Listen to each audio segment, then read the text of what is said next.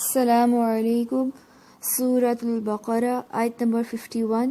رب اشرح لی صدری ویسر لی امری واحلل عقدۃ من لسانی یفقہوا قولی۔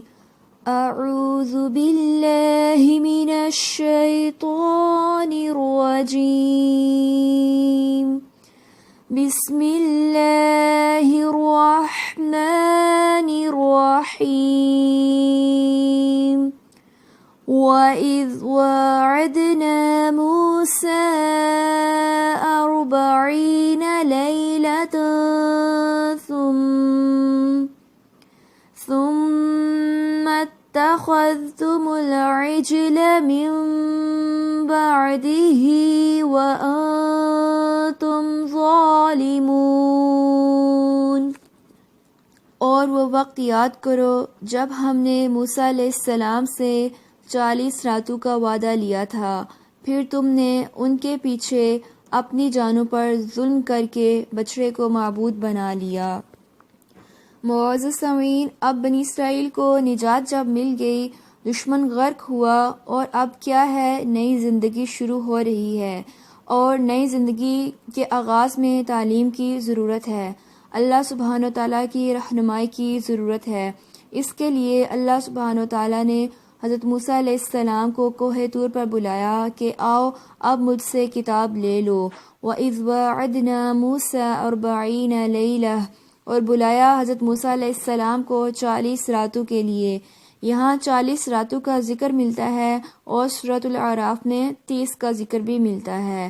30 کے لیے بلایا، پھر 10 اور بڑھا دیے۔ 40 ہی کیوں؟ اس میں حکمت تھی، اور اللہ سبحانہ وتعالیٰ ہی بہتر جانتے ہیں۔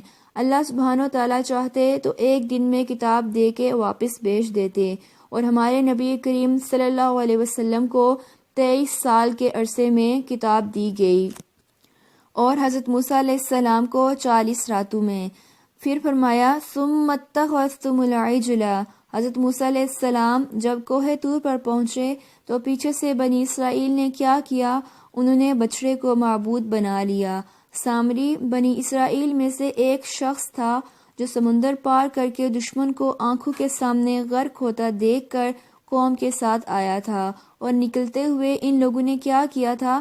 زیورات اٹھا لیے تھے۔ جیسے جن لوگوں نے انڈیا سے پاکستان ہجرت کی تھی، انہوں نے بھی کرنسی اور زیورات اپنے ساتھ لے لیے تھے، کیونکہ وہ ہلکے ہوتے ہیں اور ان کی ویلیو بھی زیادہ ہوتی ہے۔ یہ لوگ بھی اپنے ساتھ گھر بار تو نہیں لائے تھے، لیکن زیورات اور کرنسی اٹھا کے لے آئے تھے۔ بنی اسرائیل، تم نے گائے کے بچے کو اپنا معبود بنا لیا۔ وَأَنْتُمْ ظَالِمُونَ، اور تم ظالم تھے۔ تمہیں نظر نہیں آ رہا تھا کہ تم کیا کر رہے ہو؟ اللہ سبحانہ و تعالیٰ کے حق میں اتنی بڑی کمی۔ ظلم کیا ہے؟ حق میں کمی کرنا، یعنی اللہ سبحانہ و تعالیٰ کا حق تھا کہ اس کی عبادت کرتے، اور وہ حق تم نے اللہ سے لے کر کسی اور کو دے دیا، یعنی گائے کے بچڑے کو دے دیا۔ تو اس سے بنی اسرائیل کی حماقت اور جہالت پتہ چلتی ہے کہ اپنے ہی ہاتھوں کی بنائی ہوئی چیز کو وہ خدا بنا بیٹھے۔ سامری نے جب بچڑا بنایا تو کہنے لگا کہ ھذا الہکم، یہ ہے تمہارا الہ، وَإِلَٰهُ مُوسَىٰ فَنَسِی، اور موسیٰ علیہ السلام کا الہ تو وہ بھول گیا۔ سورہ طٰہٰ آیت 88 میں آتا ہے، حالانکہ یہ کیا تھا؟ یہ آزمائش تھی۔ سورہ طٰہٰ ہی میں آیت نمبر 90 میں آتا ہے، یا قوم انما فتنتم بہ، اے قوم تم اس بچڑے کی وجہ سے آزمائش میں مبتلا کیے گئے ہو۔ وَإِنَّ رَبَّكُمُ الرَّحْمَٰنُ، اور بے شک تمہارا رب تو رحمان ہی ہے۔ فَاتَّبِعُونِی، میری پیروی کرو، وَأَطِیعُوا أَمْرِی، اور میری بات مانو۔ تو معزز سامعین، اس آیت سے کیا پتہ چلتا ہے کہ شرک بہت بڑا ظلم ہے، اور کچھ پانے کے لیے انسان کو قربانی کرنی پڑتی ہے۔ جیسے حضرت موسیٰ علیہ السلام تورات کی خاطر 40 روز اپنی قوم کو چھوڑ کر کوہ طور پر رہے، بالکل تنہا۔ علم کے لیے یکسوئی چاہیے ہوتی ہے۔ سب کام چھوڑ کر انسان اپنے گھر سے نکلتا ہے، قربانی کرتا ہے، پھر جا کر اس کو کچھ حاصل ہوتا ہے۔ تو ہمارے لیے بھی اس میں کیا سبق ہے کہ سیکھنے کے لیے وقت مقرر کریں، کیونکہ جب تک ہم پڑھنے کے اوقات مقرر نہیں کرتے تو صحیح طور پر چیز حاصل نہیں ہوتی۔ ہم بہت پرٹیکولر ہیں، کس میں؟ اپنے کھانے کے اوقات میں۔ عام طور پر یہ کہا جاتا ہے کہ اچھی صحت کے لیے کھانے کا وقت مقرر کرو، ہر وقت نہیں کھاتے رہو، سونے کا وقت مقرر کرو، لیکن ہم دیکھتے ہیں کہ پڑھنے کے اوقات مقرر نہیں کیے جاتے۔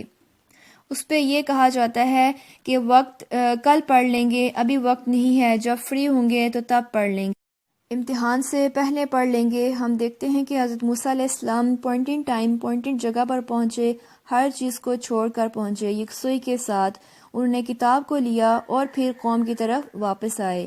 سبحانک اللہم و بحمدک، نشہد ان لا الہ الا انت، نستغفرک و نتوب الیک۔ السلام علیکم ورحمۃ اللہ وبرکاتہ۔